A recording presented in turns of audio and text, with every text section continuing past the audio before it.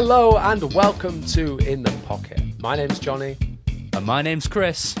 Two totally average bass players, and we're here to talk all about that bass, as well as answering your questions at home. Each week we take a look at the latest news and maybe break down some tones, or to give you the lowdown on the low ends. Now, I gave a special emphasis on the breakdown some tones because this is a slightly different episode. Structurally, I mean, slightly different, because you'll see if you're watching this on YouTube, we're perhaps not looking our best like we normally do. Looking smaller on camera. Yes, because we've got the wide angle lenses today, because we are going to be doing some live playing. Oh my God, for the first time on In the Pocket, Chris and Jonny live playing on the pod. Because we're going to essentially do that Tone You Own section, but for both of us in this episode. And that's what the whole thing is going to be dedicated to. We're also then in our Patreon section going to be taking your questions about tone. So if you've got any questions, we've asked the patrons over there to give them over to us, and we're going to do a bit of a tone surgery type thing. Not listening to tones, but hearing your complaints and questions, and hopefully acting as a bit of a agony unks. How'd you like that? Your agony unks, we'll go with that. Jonny, I completely forgot to say, as this is technically our last episode before the big man comes to visit. Is it? I was going to... yeah, this is the last one before Christmas. That was going to come out, yeah. We've got one more. Yeah, but it doesn't come out... It comes out after Christmas, doesn't it? I don't think so. I think it'll be coming... Is it not, oh, wait, hang on. Wait, No. Maybe it is. But... No, you're right. It will come out. I feel like it's like the 27th. It'll come out on the 27th. Yeah, Sorry. this comes out on the 13th. Yes. And then the last one comes out on the 27th. But I've got in the season and I completely forgot to. I've ambushed you. I've made you look unprepared for the first time ever. So I'm going to put these on for a bit. Wow, I'm so unprepared for this. What do I do? I just meant I brought something Christmassy to the table. I see, and I haven't. Well, you haven't. I've come as Elton John. I can pop some Aldione prawn cocktail crisps on my head. Is that better? Step into Christmas with me, and we will look at some tones. I will leave these on until I get bored, which will be in about 1 minute. Fabulous. Well, Please continue. No worries at all. Thank you for your festivities. We haven't done, I'll say that up front, to be fair, because normally, last year we did like a Christmassy type episode. This year, I feel like we wanted to do like a top stuff of the year, kind of a roundup, gear-wise and moments, but also then looking into the new year. So we're going to do that on our first episode back in the new year. We're going to do one episode with, hopefully with a guest next time, and then that will be the last one that you will hear of 2025. So 2026 will be a bit of a roundup of 25 and looking at the year ahead and what's to come. Speaking of what's to come, like I said, we are going to be... Oh, sorry, I've given the game away by knocking my bass. We're going to be listening to some tones that we have been enjoying recently, okay? So the aim of this is not necessarily, this is my sound, that's it. It's going to be talking about what we might use these sounds for and just something that we're having fun with at the moment. I know in my case at the minute, it's kind of up in the air tone-wise, so I'm still figuring a few things out, and, it's brought along a product that I want to talk about. So yeah, it's just a bit of a tone exploration, shall we say. We both, do different types of gigging, I would say. So our rigs are kind of built around that, as we've kind of spoken about on this podcast before. But I think, Chris, we should dive kind of straight into it, really, and have a look at these sounds, shall we? Have a look at it. Have a look at these sounds. Do you have a look at these sounds? Yeah. Have a sound of these looks. Yes. Something. Who would like to go first? I've just done a lot of talking. Do you want to kick us off? Yeah, I can kick us off if you want. So what I've brought with us all for you to enjoy, ladies and gentlemen, is everything you're hearing today is literally just the dark glass anagram. The anagram is down here on the desk in front of me. It's the only thing I bring to gigs at the moment, and I have been for quite a few months now. I mean, okay, I'm lying. There's a wireless as well, but dark glass anagram has been the sort of cornerstone, the backbone of my tone for the last... Oh goodness! How long have I had the anagram for now? 2 months? 2-3 months. It's got to be longer than that. It's But got to be longer than you've that, surely. that you've been gigging it. It's probably like 3 months, isn't it? Yeah, maybe, or maybe a bit more. I feel like I got it at some point late summer, maybe. And then started using it a bit more, but that is 3 months, isn't it? Summer was only yesterday, mate. That's what you're talking about. Yeah. So it's been cold up here for so long now. So yes, the anagram is like the cornerstone of my tone, and I've brought with me today a couple of the presets that like I use for different gigs. I don't use the same preset for everything. I've got with me. Let's have a look. I've got 4 presets that I tend to use. There's actually meant to be 5, but one of them is in the shop at the moment. It's having a bit of a redo. So I chose, we'll not talk about that one much in this episode because I've deleted it. So I have to restart that one again. But we're going to start off with a preset that I currently, I like to put silly names as the presets, but then also I flip-flop and want to be sensible at the same time. So this is the sensible one for this is called Nice DI. And what you're about to listen to is your kind of, if I'm showing up to a gig and I don't massively know what's expected of me, or it might be gigging with people I've not met before, like a wedding gig where I'm just a fill-in guy and I want something that's inoffensive. Inoffensive is definitely the right way I'd describe it. So I bring what's called the Nice DI preset. So before I get my bass, I'm going to mention really quickly, I'm not going to go too nerdy on this. Every single preset I use in the Dark Glass Anagram has the same 3 blocks at the start of the chain and the same 2 blocks at the end of the chain. And those are a noise suppressor right at the start, a gain control, because different basses have different levels. I'll give you an example for free. My Japanese P bass is actually really loud. So really, it hits the front input of something really quite hard. It's not active or anything. I think it's just a normal pickup, but it's quite a hot pickup. My Dingwall, however, very low output because I run the Dingwall passive. There's no batteries in the back of the Dingwall right now. I run it passive, so as a result, it is really noticeably quieter than even like the Squier Jazz bass I'm about to pick up. It's a big difference. So when I use the Dingwall, I lift the input gain of 3-4 dB just to kind of give it a bit more of a bump. And then the last one is a pitch shifter. In my line of work, sometimes you have to change key really quickly, and if I can't be bothered thinking about moving the position of the song, or it's a song where it's going to be a bit of a pain in the bum to rearrange that part on the fly, I will use this transpose block to take me down a semitone, a full tone. I've taken it down 4 or 5 in the past, to imitate like a 5-string when it's been a real emergency. But that's like my emergency. What do you mean we're playing Superstition in E flat? Because everybody else plays it in E. Everyone. But I did play with a band once who went, no, our keyboard player wants to play it in E flat.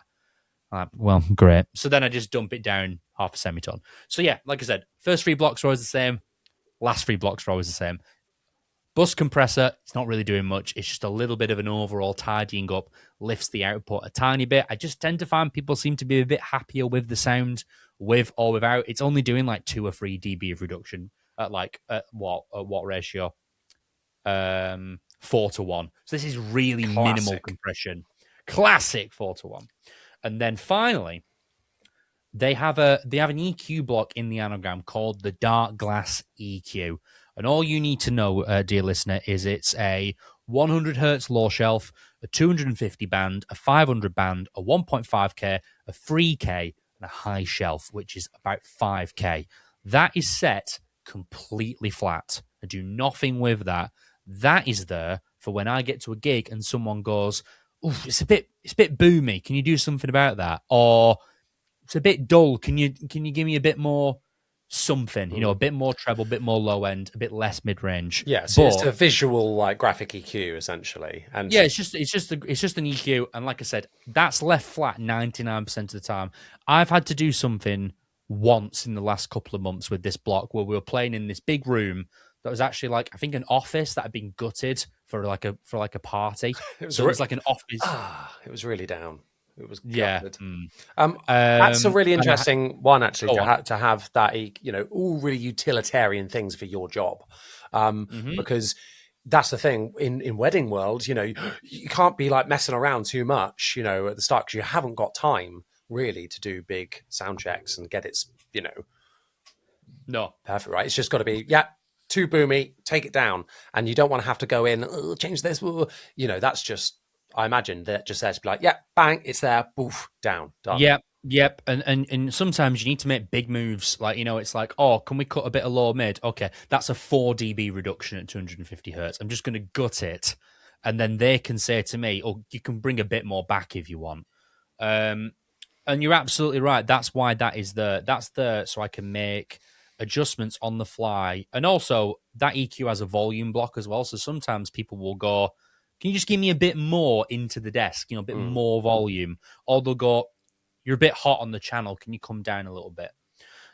Because you're absolutely right. You sometimes get no time to sort these things. And to give you a perfect example, last week or the week before, I played at like a big like conference center in Sheffield that housed it hold 1,000 people at these events, and it was like a big corporate party thing, a massive room.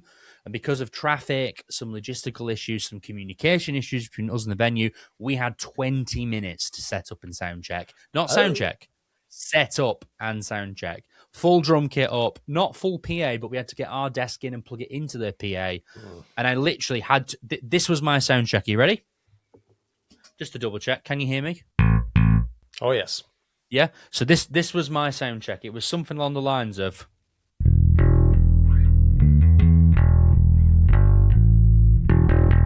okay, cool. Yeah. It's that there was is my noise. sound. Yeah. Yeah. Exactly. So, like I said, I've got the boring part out of the way. The 3 blocks at the start and the 2 blocks at the end are always the same for every preset. So, let's dive into the nice DI. So, I've already explained what this is for. And what you're basically hearing is, you're hearing the blocks I talked about, which aren't really doing anything apart from a little bit of compression. We've got the luminal compressor. Oh, go on, question. Go For on. audio listeners, what bass are you using? Yes. Oh, I'm so sorry. For those of you listening to today's episode, I'm using my Squier Classic Vibe jazz bass with absolutely battered round wounds. There is not a great deal of spank in these strings at the moment. I'd love to change them, and the strings are literally in front of me on the desk. I can see them right here. But sometimes you don't want to be too bright in my line of work. You just want to be a nice, good foundational low end with a little bit of sizzle on top. And that is literally it. So what we've got here is basically the luminal compressor and the Noble DI. And that's the foundation of this tone. If I look, I'm going to look really quickly. I'm not going to waste everyone's time. The input and the output are right up the middle on the luminal compressor. The attack is slow. The release is fast. The ratio is 4:1. And the blend is at 70%. I don't think we need to A-B that for people. It's really unoffensive levels of compression. It's just evening things out. There's a teeny-weeny bump in the volume.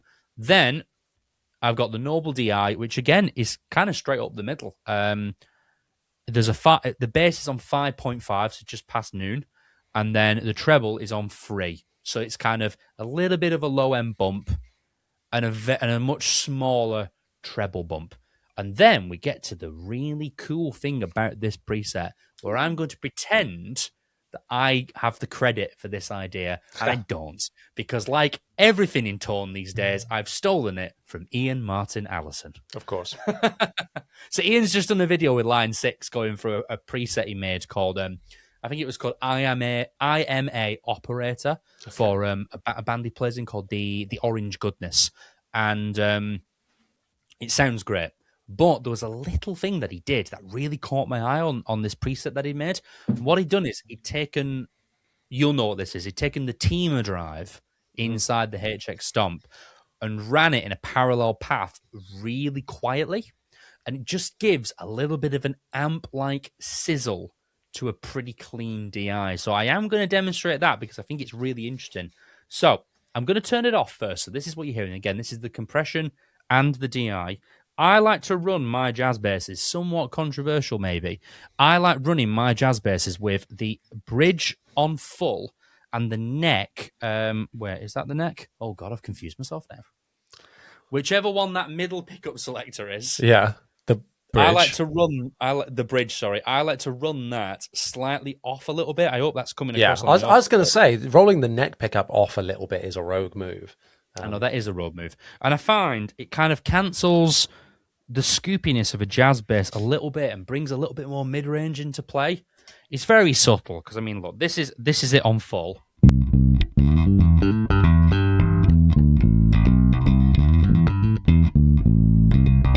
That's it on full, and then this is what I.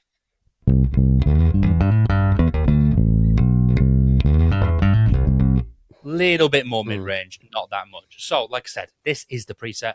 What you're hearing right now is just the luminal and the noble. We've got like just nice. No one's getting in trouble for that. Nice and simple, I find. Then let's tickle on. This is the Alpha Omicron set really low, and it's all about pick attack. So again, same part, picking nice and softly with the picking hand. And again, I'll turn that off.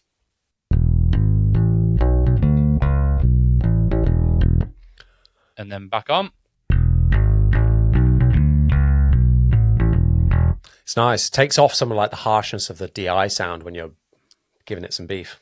It does a little bit, doesn't it? And I quite like that. So then, but the great thing about this is this drive is before the compressor. So if I play nice and quietly, like we've said, if I go.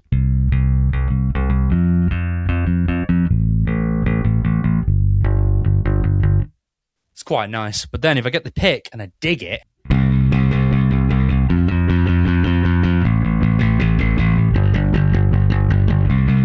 We just get a bit more sizzle, which I really like. Hell yeah.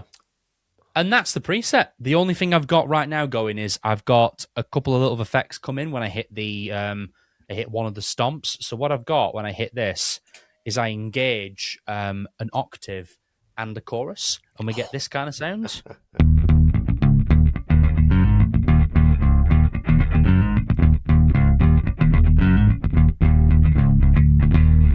Which I really like. It's so fun.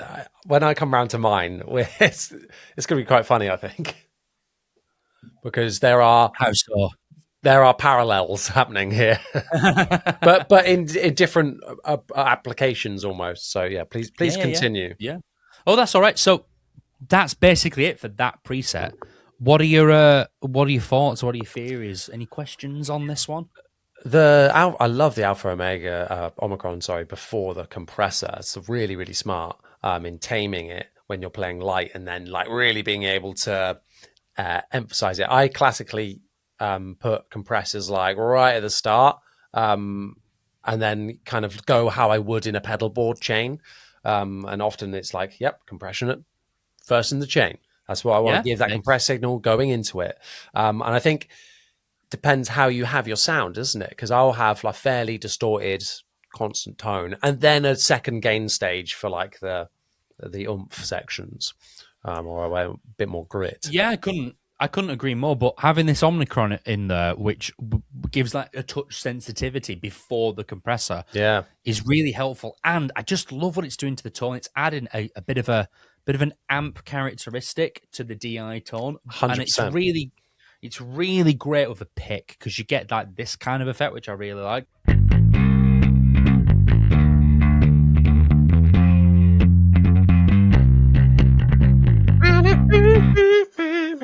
Yeah, there we go. But you just get that.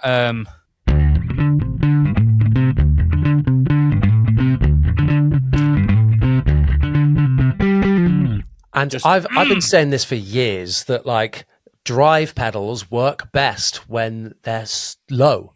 Like run that drive super low, blend it up, and you get that amp saturation sound that's a little hairy, that isn't full blown. For lack of a better term, big muffy, you know? Exactly. Just a little bit of hair, not big muff. Exactly. But unfortunately, we are going to the muff's going to show up now because I'm going to grab Oh dear, he's reaching over. my P bass, and we're going to move on to my second preset, which is very different to the first one. So we've gone from nice DI, and we're going over to what I refer to lovingly as big amp. Now, while I'm tuning, I'll quickly explain. Big amp is excuse me. Big amp is what I use with acts that I've played with before, because this is a bit more of a characteristic sound. It's a bit more specific, and it's people who really do want that sound. So there's a couple of wedding bands that I've played with who specialize in a bit more of a classic rock kind of sound to the repertoire. There's also a couple of tribute bands I play with where a DI just isn't really going to cut. It's not really what they want. Yeah. And that's kind of it, really. With your generic wedding band, we're playing like Motown, funk, bit of pop. The rockiest thing that might show up might be like Chelsea Dagger or Mr. Brightside, some Stereophonics. I'm not coming to them with this sound because this preset is a lot more. You need to know me before I show up with this preset. And it's also less diverse, the stuff that you're doing with these sets, almost. It's more like this is the sound rather than a moldable DI that can do anything. 100%. So I'm going to walk you through what this is, like I said. So big amp, again, like we just talked about, the first 3 blocks and the last 3 blocks are exactly the same. The only difference here is the compressor is right at the front of the chain. There's a dark glass harmonic booster in the chain, always on. Now, that kind of is a bit of a...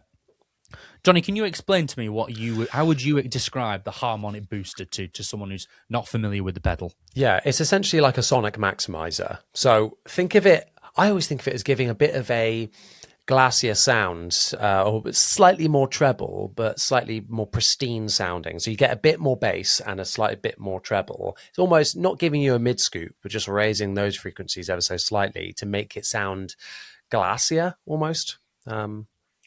I just think they sound great. They do. And what I'll do is I'll A-B that really quickly in a second, even though the harmonic booster is set quite minimally on this preset. So this is the preset. We've got some compression. We've got the harmonic booster. We've then got a signal split where I'm applying some distortion, but only above 150 hertz. So anything under 150 hertz has been untouched by the distortions and the chorus and stuff like that. Anything above is being affected by the pedals I'm about to talk about. And then after that, we have the Peggy bass amp, which essentially is like an Ampeg SVT. That's set with no changes to the bass or treble, but a huge boost to the mid-range. And by huge, I mean it's on full. The mid-range is on full on this amp. And then we go into... this is a 4x10 SVT cab, 4x10. The reason why I prefer 4x10s over 8x10s, because for me, 8x10s give me too much low end and they cut too much mid range. I like a 410, especially for the sound we're about to hear. I use this with a P bass, so I'm emphasizing the character already of a P bass. I want this to be mid range heavy. And then finally, I've got an EQ, like we talked about. However, this EQ is doing some specific things. It's doing a massive boost at 800 hertz and 1.6K. So again, that mid-range, that upper mid-range of the instrument is being just pushed as hard as I can get. Are you ready to hear it? I'm ready to hear it. So I was expecting audio. Sorry, imagine if it sounds crap now. So like like I said, this is no effects. This is the amp.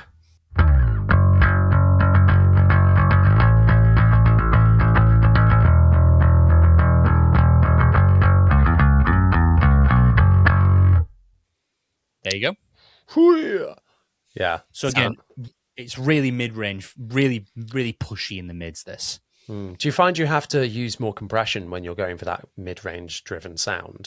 To stop it sounding too harsh on the ears?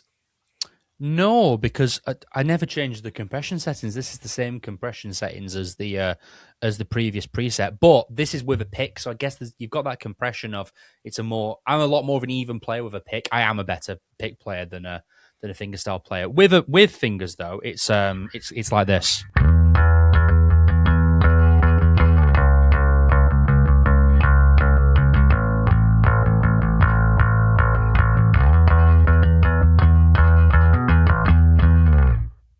It still sounds really good in my opinion, but with the pick, there's that little bit more bite. I just think it's better. Suits it with a pick. Yeah, exactly. And then we've got 3, count them, 3 different drives on this. Damn.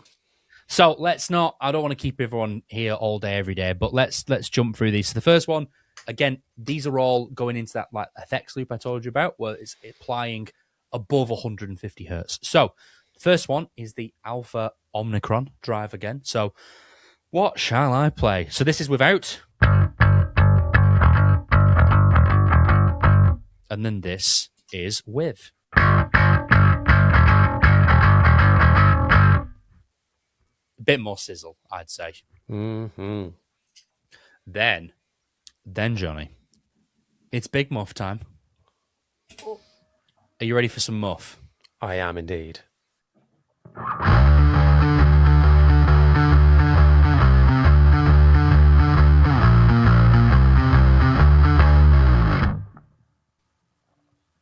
It's pretty good. That is nice stuff right there. Hell yeah. I have only used fuzz live a handful of times, and I'm yet to find a time where I'm like, yes, that works. But putting it on just the top end is probably the way to do it with fuzz, because you're not going to lose any low end from it, Exactly. Yeah, I really agree. We're not losing any low end, and one thing I really like about this is the what is this called in the anagram? I just completely forgot the name of it. It is the green pyrate fuzz, right? And this fuzz is just really good. It's not too scoopy. Like when I use this on a gig, I don't disappear in the mix, which I'm really excited about. I use this with this is with a Kasabian tribute band. So they asked me to like bring like a fuzzy tone for like songs like this is a song called Empire, which has this kind of part.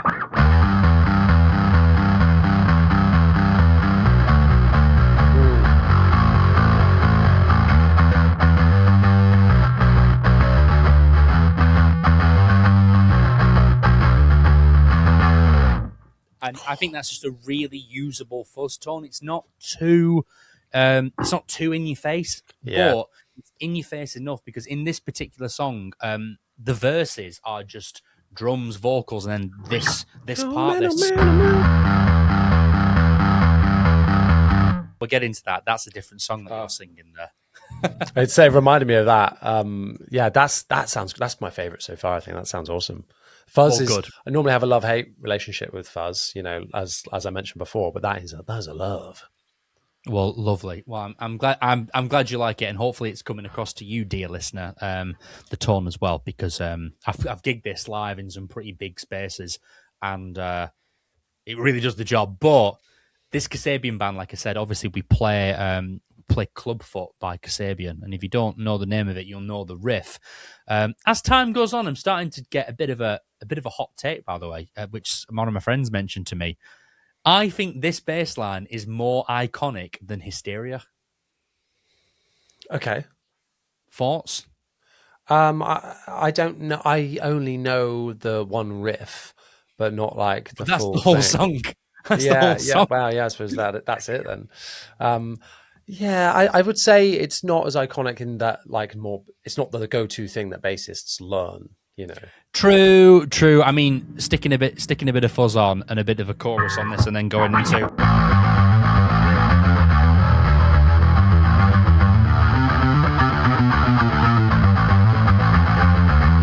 It does sound good. It does sound good.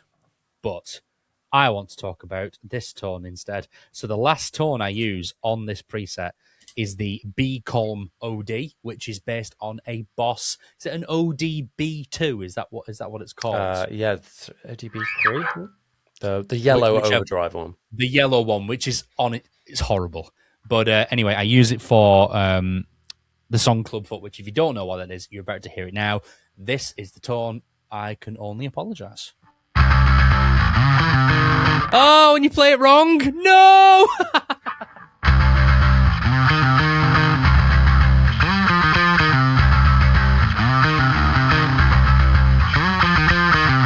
Wow, you put me on the spot then. I got it wrong as well. Gutted. Gutted. There we go. That sounds great. It's minging, isn't it? Like, listen, without playing like a busy riff, I'd just play like a C or something like.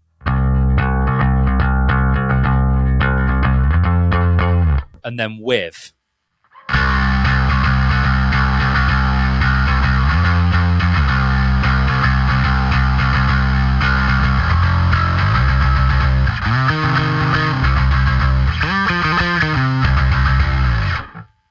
Massive, absolutely massive.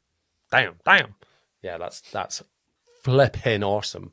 Yeah, I love that. That pedal is such a fragile one. It's good that it's in a digital form because, like, if you knock the gain ever so slightly, it's like wild. You know, it's very sensitive pedal, that the real one. So that's great that they've done it in there. I love it. No, exactly. Blows your head clean off. Right, Johnny, I'm going to pitch something to you. Do you want to hear 2 more presets or 1 more preset?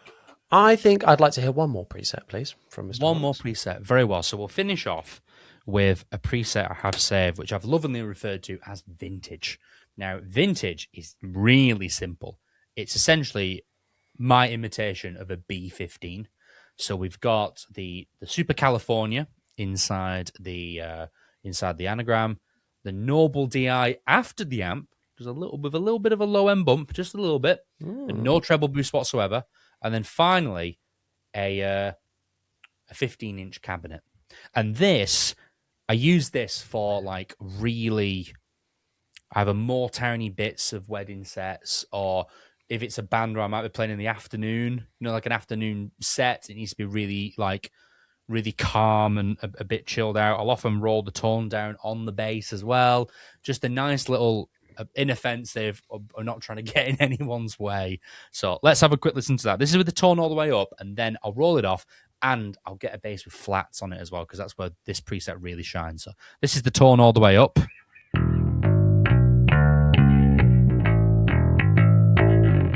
And then we'll roll some tone off.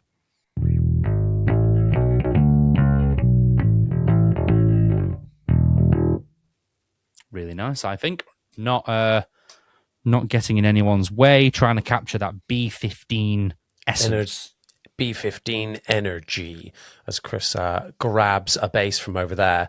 I want to remind everyone that if you want to get involved and have a say on, you know, what we put out there for future episodes, then please go and follow us on Instagram at In The Pocket Pod. Really helps reach more people. We just hit 2,500 followers, so thank you so much for tuning in and giving us a follow over there. And yeah, we want to do some more posts on there in the new year in terms of like getting your input for stuff and things like that. Chris, yes, please. Thank you very much, everyone who's chosen to follow us on this silly little journey. And to conclude, I've got out my Ashdown short scale, which has some very, very worn-in, flat-wound Diodario strings on it, and it sounds a bit like this.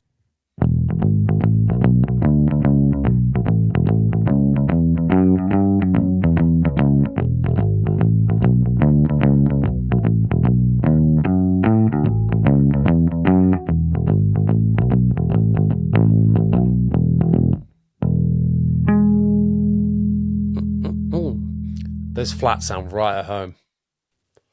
It's so good with this preset, and I think a lot of it comes down to that 15-inch speaker. Yeah. Like I said, the other 2 presets you've heard today, whenever I've used a cab, it tends to be a 4x10. But for flats, I think the 15 just does something to that kind of like upper register with a flat wound string. It really makes it sing, especially like, again, I'm normally like I'm normally a pick player, so you get that kind of like scratchy sound like this, you know, the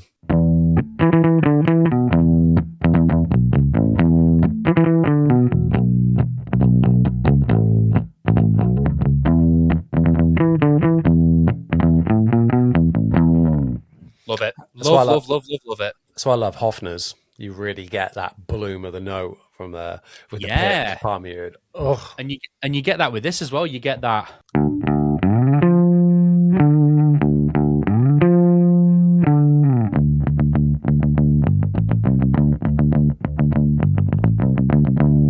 Love it.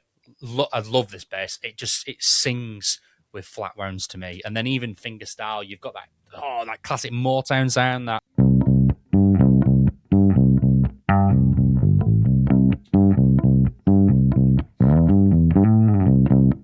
love it, absolutely love it. I do not use this bass on gigs as much as I should because it is wonderful, Johnny. Absolutely wonderful. a pure delight, just like the player who wields it, for sure.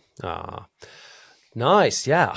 I've struggled to pull out a favorite. Really? Well, yeah. it's free. When you think about it, it's free. Very, very different sounds. And I will mention the one that's in the middle of being redone is what I refer to as my modern preset. Okay. And that's when I'll bring the Dingwall out or another 5-string for a gig. It's that sort of crossover sound where really compressed low end and then everything above it has a bit more sizzle to it. But I'm not doing like the Dingwall thing in terms of front loading loads of drive into that upper register.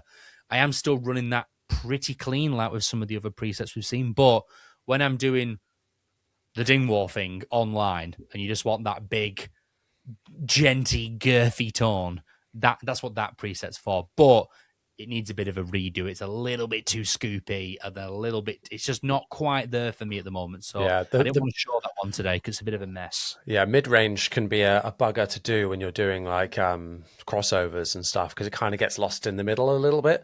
And when you're concentrating on the highs and the lows, you're like, oh, where's this actually sitting and where's it being cut out from? So you got to be careful with your frequencies. Exactly. And I've paid the price with that. I've played lots of gigs where I'm like, I've been an idiot and I've taken a bedroom tone to a live scenario, and it's like, because scooping 500 hertz is sick at home. It sounds mint. Anyone who says it doesn't is a liar. But you get to the gig and go, all the low end, there's too much low end, and they've had to cut me as a sacrifice for the kick drum, but there's too much high end and I'm interfering with the guitars and the vocals and the cymbals and the keyboards. So now what do you do? Because I've scooped all the mid-range out.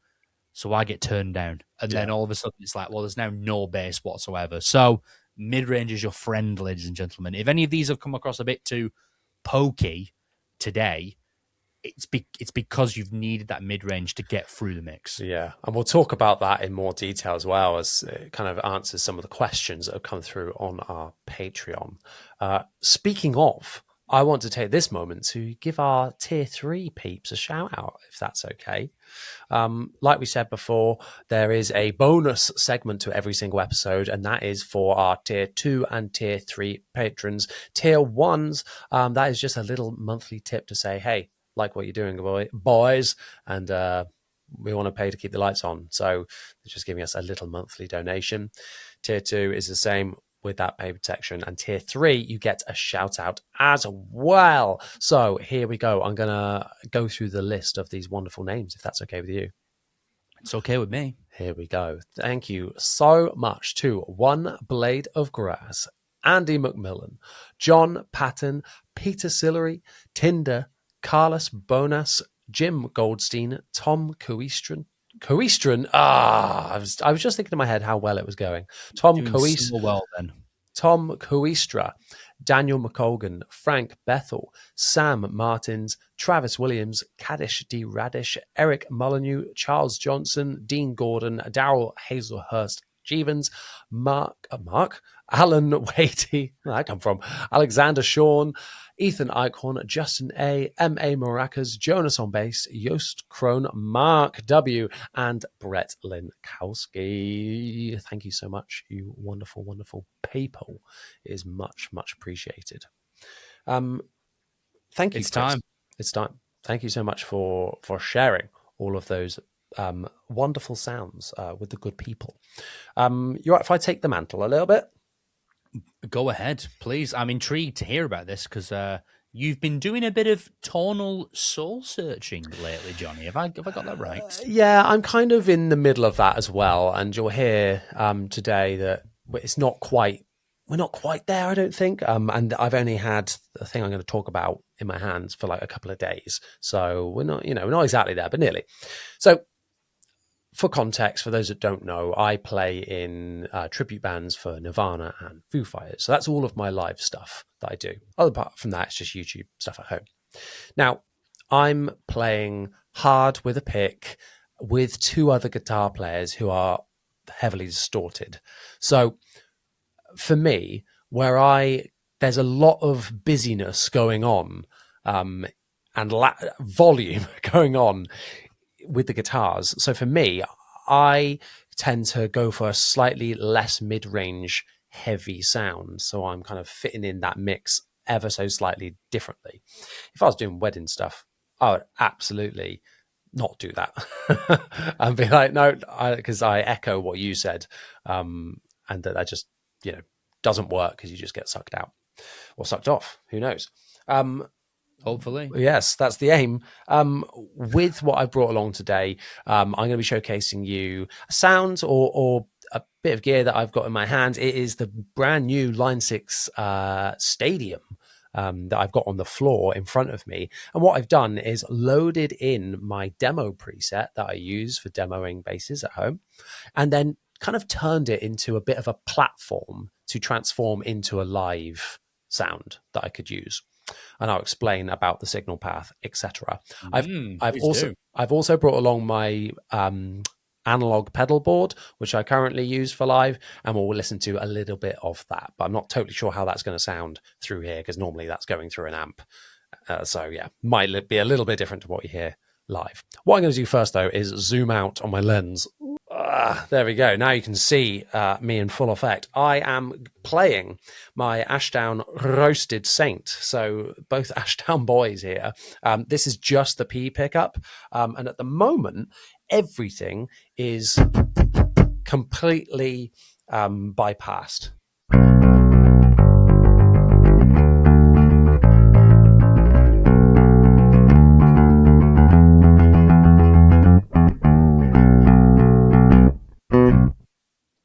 Your strings are so much newer than mine, and they're not that new. No. I think these are one of the best P-based sounding PJs in the affordable market. Like, I think it sounds great. I love this bass. Totally agree. It is witchcraft. How reasonably priced for what they are. The Ashdown Saint ranges. I mean, my short scale, don't they retail for about £200 to £300? Have I got that right? Yep, pretty much the same as this one. It's just nothing. That's silly for how roasted maple neck. But that's a con. Good quality components. I know, but it looks nice though.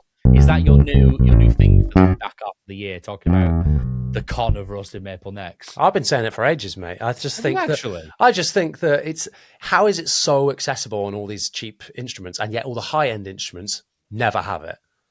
Like a forest just burnt down. They went, oh, what we can do with this? Oh, roasted. It does look nicer than not roasted, though. I've gone off it now. Have you gone off it? Yeah. To be fair, if I'm looking at the maple neck of my 80s P bass, this kind of maple. This is just straight out maple neck. Against the tobacco sunburst bass, though, so nice. Oh, I know you're saying it looks crap and all that sort of stuff. But if you take I'm not saying that. I'm not saying it looks crap. I think the roast looks really good on this Ashdown. Also, just to solidify your argument about budget basses, this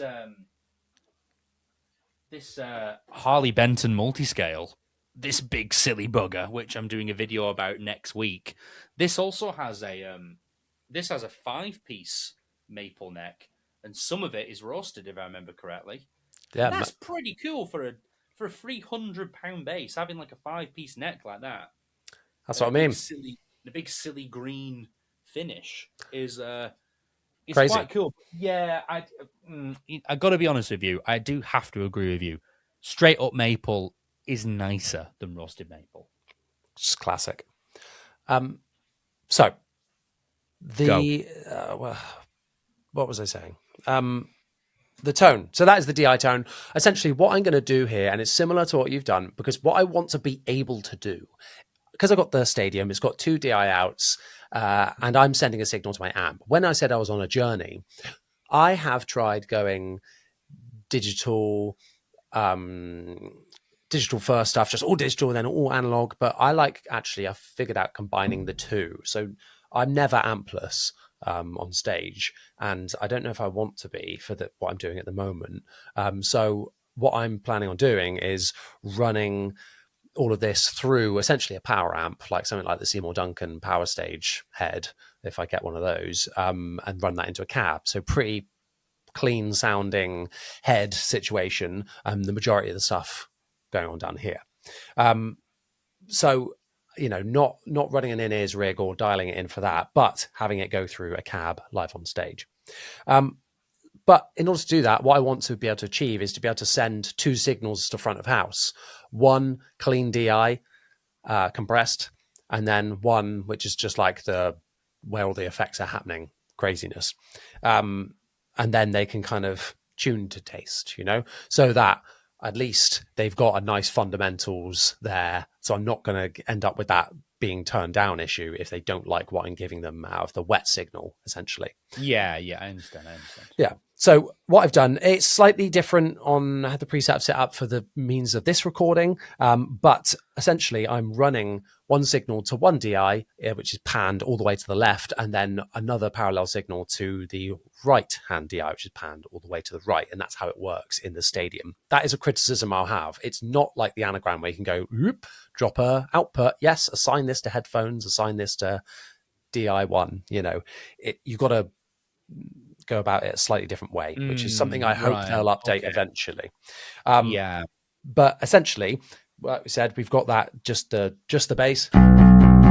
Then this is the DI sound, so the clean compressor. This is a compressor, fairly light, 4:1 ratio. Then Noble DI, Hey. and actually a bit of a high cut on there. So it sounds like this.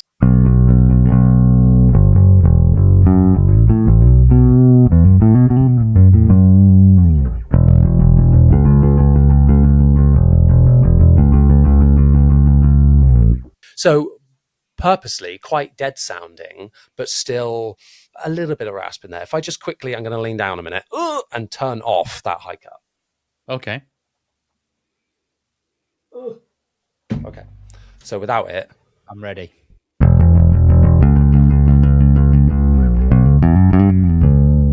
Which still sounds great, but I'm not hitting that hard right now. Whereas in a live situation, I'm absolutely slamming it. So I feel like for me, for a DI signal, I want it to just have that fundamental and something to give front of house that is low end, essentially. Okay. So just a question regarding that. So when you so everything I've talked about in my tone part today is just one output to front of house and that's it. I very rarely gig with an amp these days. Very rarely. And if I do, I'll take a split from the anagram after all the drives and everything, but before the amp.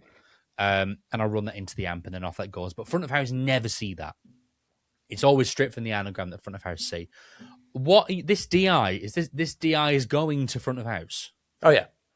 Right. And then will you be more than one channel in the desk, I assume? In this situation, yeah. Yes. So they'd get one. They'd get 2 channels. Right. One for just like totally clean, and then a wet signal too. Right. And this is set up. You don't have to do that at all. You could run this completely without that. If they can't do that, that's fine. Okay. But this is the idea. With something like this, I'm like, if I can, why not? Let's give it a go. Well, first question on that. One, who do you think you are, thinking you're going to get 2 channels as a bass guitarist? How dare you? The arrogance, Johnny. Arrogance. That's the thing. With the gigs that we're doing, we've got hours to sound check. Yeah, that's the annoying thing. Don't get me wrong. If I had loads of time, I'd give them a low and a high.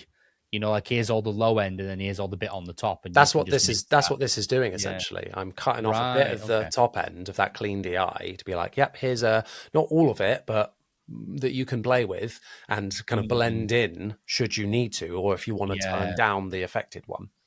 And the issue you might get, depending on who's doing the mix, is they may go, "Yeah, that's really great, mate," and then they just turn down the wet one more and more and more, and then it's Maybe, just the DI coming through yeah. because a lot of sound engineers just want a DI, Well, then which that's I fine. think is wrong. I think it's wrong. I But don't then think you that's should. fine if that's what sounds good. You've got to trust them. You know, if that sounds good in the room, then that's fine. Yeah, I guess it's a tricky one, isn't it? Because you've got the whole thing of that is probably what's best for the room, but then you're changing what I'm giving you in relation to. You wouldn't do that to the guitar player. You wouldn't go, yeah, that's great. I'm going to run a DI of your guitar into an amp sim on my laptop, and you'll use the amp I like. I don't Yeah. care what you've brought. Same argument though, isn't It's a it? They tricky don't one. if they Same don't like argument. it, they'll turn you down. So it's to avoid that. Well, I know. It's not a simple argument to have, is it? But anyway, lovely DI, both rolled off and not. Tell me more about this tone. Yeah. So then the main kind of amp sound is a Gallien-Kruger head going into an Of course. Ampeg SVT cab, and this is the one that I use for all demos. Just imported in like for like. So this hasn't been tweaked for anything yet. But oh, that's very low. Can you hear that? Yeah, it's been quiet though. I think naturally it is. Let me just whack it up a little bit for you.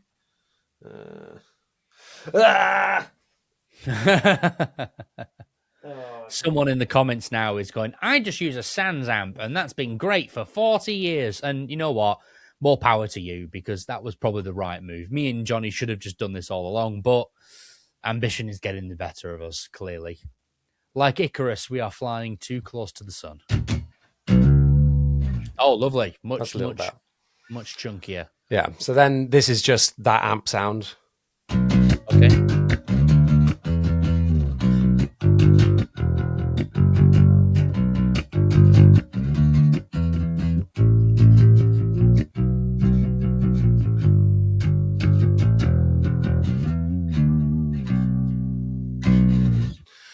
Pretty inoffensive, I would say.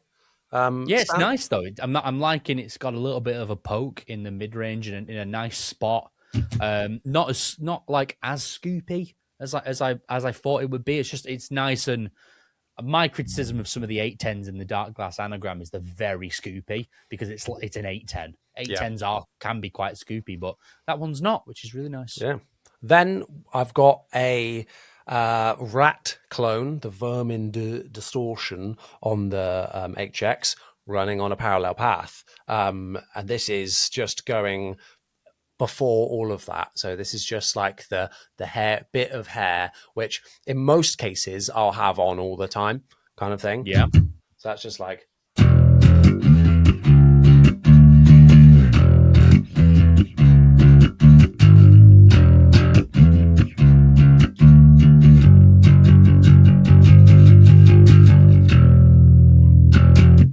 So it is just like not tube emulation, but like that little bit of grit on top. Like I said, these strings are actually more dead than I think you're giving credit for. But I do have a secret weapon built into the bass to handle that, which I'll tell the good people now. I've actually modded my bass to have a preamp. It's now been routed out to have a Trickfish preamp in it. For a video that I'm doing, which is very transparent sounding, but I most of the time have off and then can just use as a bit of a treble boost. Was that engaged then, or are you about to engage it? That was not engaged. Okay.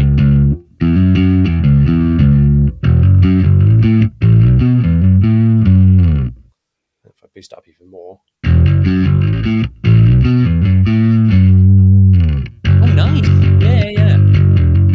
So it's like it's not. Originally, I was like, oh, it doesn't color the sound much. And then I was like, it doesn't color the sound much. Brilliant. Because it's like, I love the passive sound of this bass. So it's perfect, because it's just like, if I need a little bit more top, I can just dial that in should I want to. So it's cool. I like it. It's like you're getting a little bit more life out of the bass. It's really I really dig it. I think it sounds really good. Yeah, when you've got no life left in the strings, or if you want that little bit more to get through, then that's great for that. Yeah, absolutely. I mean, as time goes on, dead strings are slightly starting to become a bit more appealing to me. Like that zip of brand new strings is great and all, and I think in a world that you occupy a little more than me, that YouTube space or the Nirvana stuff or the Foo Fighters tribute stuff, the new strings are really beneficial. Like I said, next week I'm doing a shootout between my NG2, which is back here on this rack. So sorry. Thank you very much. Shows what you think of my YouTube channel. Cheers very much. The NG2 and then that Harley Benton, and it'll be like a can this £300 bass beat this whatever the hell they sell an NG2 for these days, which is loads. But strings on this NG2 are buggered. Like there is not forget high end. There's no mid range. Like they're just completely. It's just massive low end, and that's it. So I am gonna have to change the strings on that bass in the interest of fairness. But and I'm gonna put fresh strings on the Harley Benton in the interest of fairness because I want that to be a very direct comparison. Fair. But this sounds really good. Like I'm liking that rat as the always on kind of thing. There's a rat in the anagram, but I'm yet to use it. But I think I've used it. Yeah, it's good. It is good. I like it. The chinchilla. Oh yeah, beautiful animal. So for reference, again, DI, not the clean one, but like just everything. Oh, nothing. Then with the amp, and then the Vermin, and then I've actually got a Dark Glass clone, the Obsidian 7000, which is a B7K. Nice.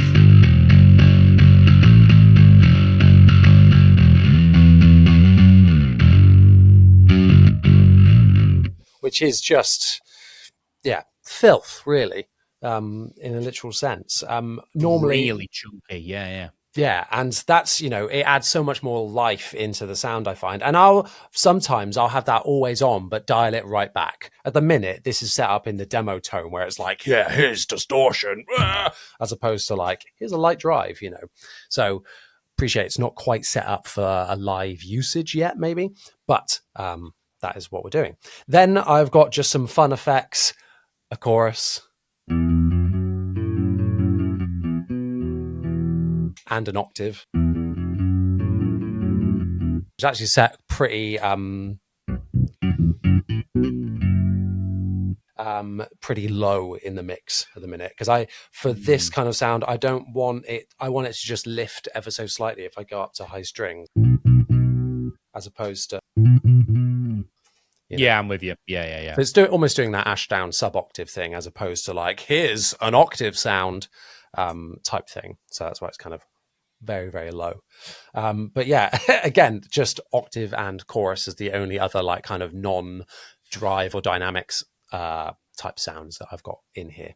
So yeah, pretty cool. I want to move on quickly I'm going to completely bypass everything on here and give you a bit of my pedal board. So this is the analog board that I'm running. So this is the Sansamp VT running into the Lucid Hand Ground and Pounds, then the Big Booty Judy, which is a rack clone, and then finishing off with the Nobelium from C2.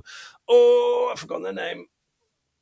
C2 Electronics, that's it. Who do it's a Noble clone. They've just come out with a Fender Bassman clone as well, which I really want to try. Very nice. Yeah, but this is real actual tubes in this pedal, like a Noble, but for like a third of the price. So I'm going to give you a bit of that now, if that's okay. I'm just going to lean down and turn things on. Please fill the air. Yeah, I will fill the air. Yeah, I'm very excited to hear this because we've both really become. I feel like we're late to the party here. We've both discovered the Noble sort of tone late in life at 31. But I'm really enjoying, out of the three presets I talked about in my little bit of this, the Nice DI is the one that I've been really inspired by the most. Like I'm going to use that for my gig tomorrow. And Yeah, I'm really enjoying it. We're sort of both moving away from cab sims a little bit, it seems. I have bad news. You've broke it. No, for that whole thing, I had the Sans amp on. Oh no! Yeah. So actually, I'll just give you a quick run through. That's why it was so Do it low again. in volume. Right, do it all again. Do it you all idiot. again. No, this is Don't just. edit any of that out. Oh, I'm not. No good. Start I this all wonder again. why it didn't sound quite as good. Yeah. Right. This is the. People will have hopefully turned off the episode. Yeah, by be like, now oh and go, shit. wow, that Jonny Dibble guy talks a big game with his YouTube channel. I was like, but this isn't holy- like as. his tone is terrible. He truly is a totally average bass player. So clean DI, like we said.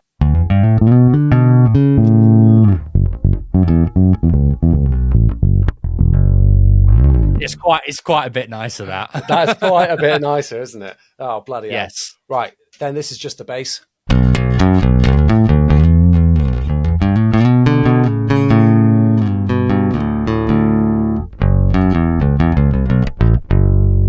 Without the preamp.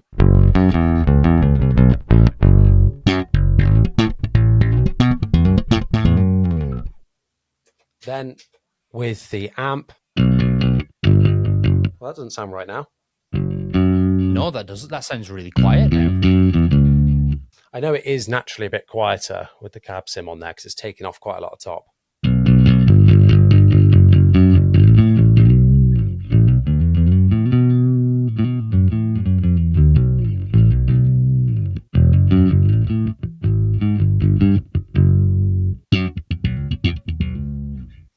But still kind of giving that kind of P bass rasp. It's got that nice big deep 8x10 sound. Yeah. For sure. Then with the drive. Then with the other drive. Oh yeah. Right. Okay. Now we'll go to the that's pedal better. board. That's better. Yeah. Now let's go to the pedal board. Right. Okay. All right, I'm ready. Blow me away. Well, I don't know about that because this is just a line from the board. So essentially, what we're getting now, this is just the Noble clone. I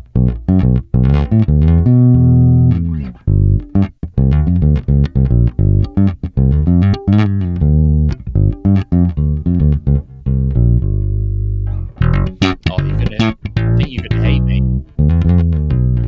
You what? I think you're gonna hate me. Why? That's the best thing I've heard from you so far. Yeah.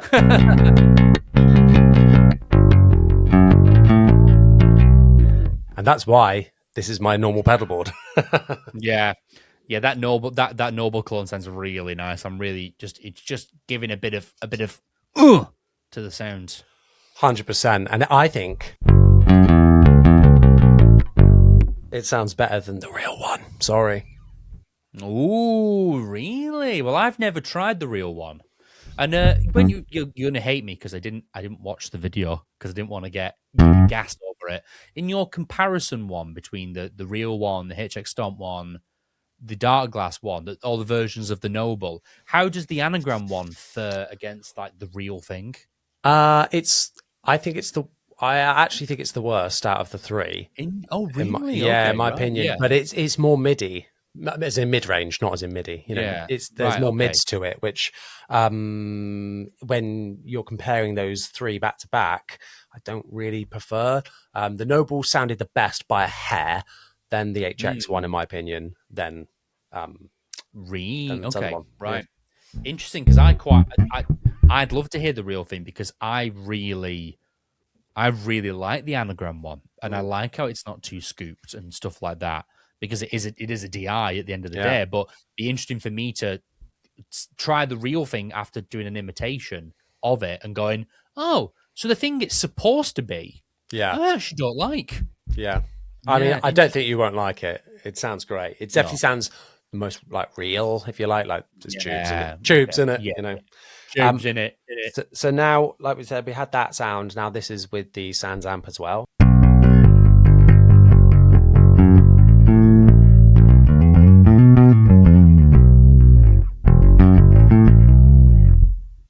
definitely adding a bit of it's actually taking away, it's more mid-range in there, but taking away a bit of volume almost. Let me just try something a minute.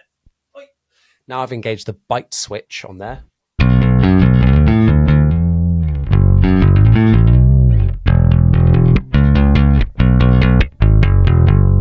Which is crazy what that does. Yeah, like that's to me, that's so much better. To me, that's so much better. Yeah, it is.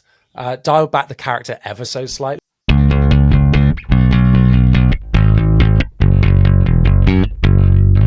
And let's remind you, this is no amp. This is not going into anything. No. This is just those two pedals and the bass. Which I think sounds great. Lovely. The loosest hand, ground and pound. I don't really know what this is going to sound like now.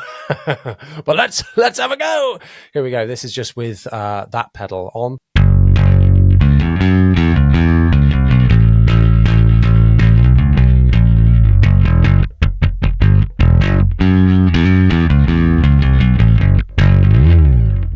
Again, just a bit of it's hair on top and saturation compared to with it off. God, this is awkward. Which is fine, still good, but I feel like when you're not using a cab or anything, it is nice to have a little bit of that sound on top.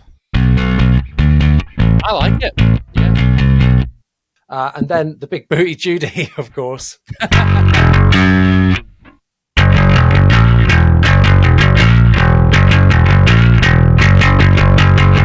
I would say that one doesn't quite work in just a DI sound. It's very, I'm very aware that you've turned that pedal on. This is it without the Lucid hand, so it's going to sound even worse, I think.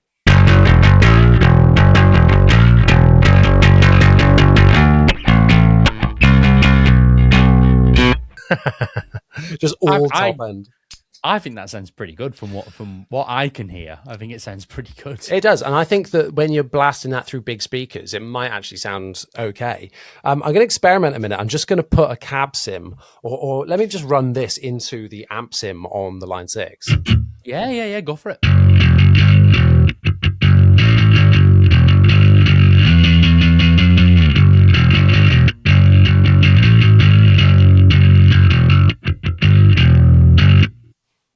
Which is already pretty good. Yeah, it's just kind of, sort of putting the cab sim as like rolled off that the really like harsh bitey top end that I don't think you were a fan of. No, exactly that. Just one more time, just without the rat and just with the Lucid hand.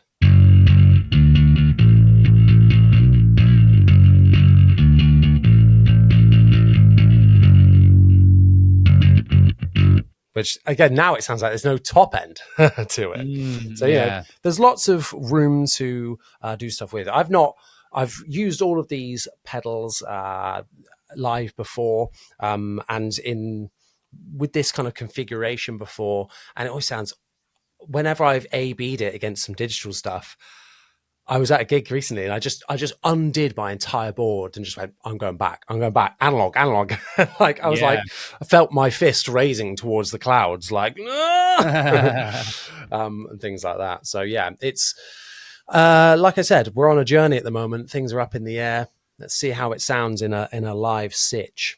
I mean, it's all about the context. It's all well and good me and you sitting here going, oh, that sounds good, that sounds bad, that needs work.